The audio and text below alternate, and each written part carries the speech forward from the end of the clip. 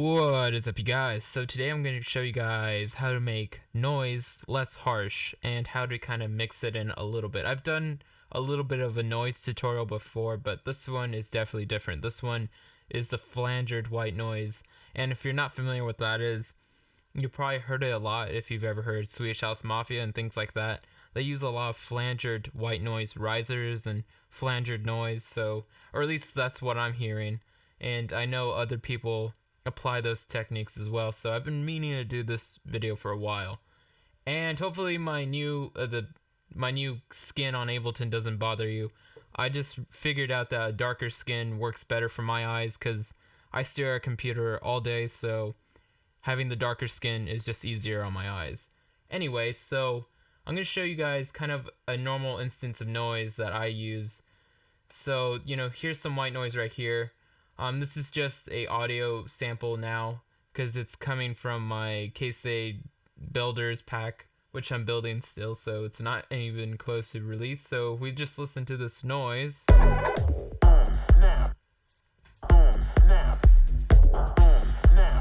And it's sidechained on before I froze this and bounced it, it was a sidechain, so that's kind of why it fits nicely on the offset of the kick. Now again, I've shown you guys how to make those kind of white noises before in Silent or whatever. You just put some white noise oscillators or some noise on the oscillators and just kind of let it go like that. Now here is another case of noise, but this is flangered and sidechained, or it's being sidechained. Or actually no, I think it has very light sidechaining. Like we're talking like the threshold's very high up, kind of barely pushing it down. So this is the flangered white noise.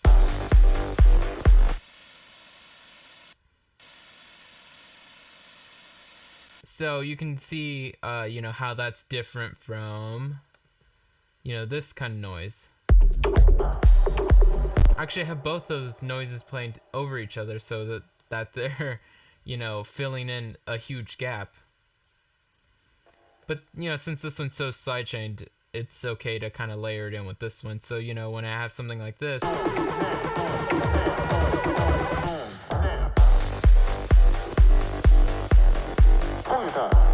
so yeah, without that noise there, it would just kind of be empty. So that's kind of why we use noise, to fill in some of the regions. So if I go maybe over here, it sounds good, but it needed something else, a little texture. So now with the noise. So anyway, I'll show you kind of how I go about making these. So I'm just going to make a new little instrument track underneath that, and I'm going to load in Silent. So Silent is kind of what I'll stick to for this tutorial. It's not always what I use for noise, but I mean, so far it's been my go-to for that because I've made a preset that I like inside of that. Now, I've made this preset before in another video. I actually have a video focused on it, but I'll just briefly go over what it is, and then I'll show you kind of what I do. So if you have my bank, this is number 94 in my A.N.A bank. You should be able to find this on my Facebook page. And if you go on my Facebook page, download the bank, and this preset's not there, let me know so I can update my bank, because I don't know how many presets are in the bank on my Facebook. I just know that I have to update that every now and then because I make more and more presets for different banks, and so I never keep track of that. So number 94.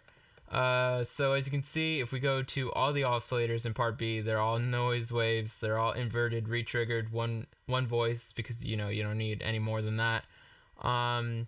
The detunes are up all the way, just like all the parameters from volume to stereo are up all the way to the right, and that's on both oscillators. You can kind of see what the amp envelope looks like a little bit. I have a little bit of a high pass on this. Cutoff is right around 16 hertz. This is on a 12 dB slope. We're not going to add drive because drive kind of distorts the filter, so we don't want that either. And let's see, so that's kind of part B. Now part A is kind of the same thing almost, except we're only using one oscillator, so we're not using the second oscillator in part A. So we're using one voice, just the noise, retrigger on, no invert, phase detune are all the way to the left, volume and stereo up all the way to the right, and you can see that the envelope is different for this one. And our filter here is actually a high pass. So let me see. Yeah, it's a high pass, just like part B. And this is on 12 dB slope, no resonance, no drive. We don't need that extra distortion and resonance there. And this cutoff is at 930.54 hertz. Now our main cutoff just sits right where it is by default, straight down the middle, resonance, key track all the way down, no warm drive. Now we're gonna have, we're gonna have slightly different cutoff modulation envelopes here. So on cutoff A, which we'll just assign by going to cutoff A through that little green box, we're just gonna set this to 4, and cutoff B we're gonna set to negative 2.57. Now the attack is at 2.76, decay all the way down, sustain at 2.70, release at 3.74. And then the thing that makes this patch sound so, what gives it so much movement and the side chaining sound is really just this LFO of a square wave, or as it's called in Silent, a pulse wave. The ray is 1/4 if you take off the freeze, so that you can sync this to a specific ratio, number, grid, whatever. And now the gain is up all the way, so that way the LFO is taking more effect. So it's kind of like the dry wet of the amount of LFO, basically, and no offset. Offset is basically just the phasing. So if you offset it, then that means the starting point of the LFO is going to start later and later. So you can kind of choose before or after when it starts. So it's kind of like phasing. And now for mix A, because we're just going to apply this LFO to both sides of this. So mix A, we're going to turn the rate up all the way to 10. Mix B, we're going to turn the rate all the way down to negative 10, so that that LFO is doing something. So if I kind of quickly just, now that I've shown you that, I'm just going to insert some MIDI here. So let's just go for 2 bars of this. Shift Command M to just insert MIDI. We'll go to a G2. And let's shrink the size of my grid. So Command 2 to make the grid here smaller. So, I don't have to hold down the Shift right arrow for too long. So there we go. Now I'll just go back to this window. Lower this because it's noise. So it's, unpleasant if it's too loud, like most noise. Alright, so for this one, I don't actually want the LFO. It's just kind of the thing that I have on this preset for myself, so now I'm just going to turn it off. Alright, so now that I have that, I'll just freeze this, which means that Ableton's making a audio render for itself to play back instead of going through the processing and the plugins. So now if I flatten this, we're going to lose the processing, and we're just going to have the audio form. So this is really useful for, trying to save some CPU, trying to commit things to audio so you can move on and write other things. So I've talked about that in a video called How to Become Better Efficient Producers, whatever. So a lot of you guys like that video, and I'm glad I did it, because those are the kind of videos that you never know how people are going to react to that. So anyway, now that we have this, we're just going to, you guessed it, we're going to add on a flanger. So pretty much what we want to have is the dry wet around 50%. Maybe if you're using this specific flanger, you want your decay time around 1 millisecond, feedback kind of low, around 0.20, whatever that means, like 20% inside of another flanger, I suppose. And you kind of, I guess you could just have this around there to get those parameters there. And envelope is at 52%. Attack is at 7 milliseconds, around there. Release is around 200. Oh, I remember. I did all these like 50-50 parameters. So I remember the dry was 50%. This was 50%. This was at 5%.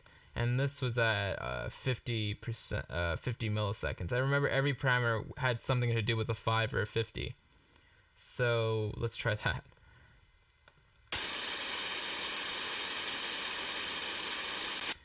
So yeah, I remembered that because I remember setting everything so that I could remember it later, because I knew I wasn't going to make a rack for it and I wasn't going to do any of that. So you can use either of these settings, but you'll know you'll have it right when you have that flangered sound. So yeah, now that I have that, probably want to add on a sidechain plugin that I can freeze down. So a regular sidechain compressor with the routing, you won't be able to bounce that, or excuse me, you won't be able to freeze that and flan it because of a routing error. So what you'll have to do, if you don't want to add a new audio track and record it straight from there, you could just go and get a sidechain plugin. So I like Kickstart. This thing is like 15 bucks, I think, and it's super useful and really easy to get a nice sidechain in like 3 seconds. So I know my settings are kind of like nice and tight, around 70%, maybe 69, and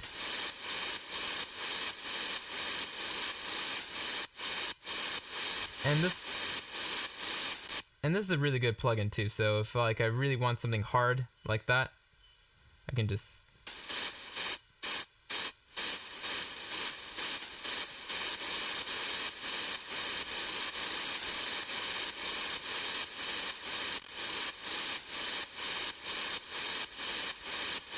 Alright, so I'll maybe go with something like that. And let's get rid of that. Now if I mix this much lower, let's see what the volume is for this. That's at 35. I usually like to have my noise flangered or not flangered around negative 35 dB. That seems to be a good starting point. If it needs to be louder, I can just go up 3 dB. If it needs to be lower, I can go down 3 dB. And it's still present in the mix. So around negative 35 is where I set noise to, you know, start with. So I think I can just now mute this one. So it looks like this one didn't have as much sidechaining, so I can maybe lower it a little bit.